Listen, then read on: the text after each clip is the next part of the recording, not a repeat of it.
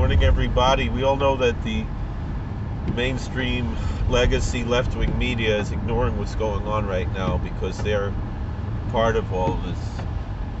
They're ignoring that the people of Cuba are crying out for freedom against the brutal communist dictator regime in Cuba, dictatorial regime in Cuba that's been in power since 1959 and destroyed so many millions of lives. And the people are crying out, and look at what's going on. I mean, yesterday I listened to, I know he means well, but he's somewhat naive, Hugh Hewitt. He's going to talk now about this, and I want to listen to it, but I've got to get inside work. He said, Mr. Biden has to speak up. The Democrats are communists. They want this.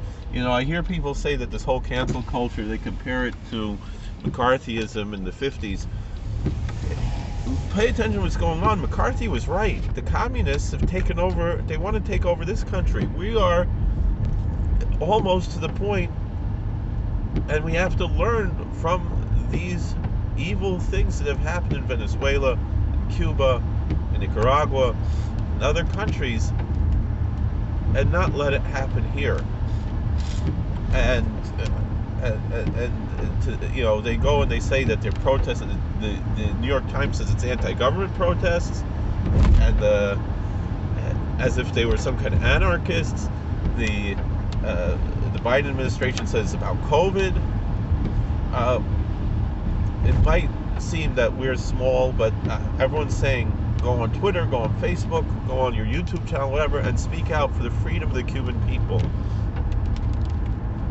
And also to prevent what has destroyed that beautiful piece, that beautiful island for so many decades. We got to make sure it doesn't happen here. I gotta figure out how to pick up my phone while I'm driving. All right, I want to listen to. I think he's got Rubio on now. Today, closer to Cuba than I have been in a long time. I'm joined by the senator from Florida, Marco Rubio. Good morning, Senator. How are you?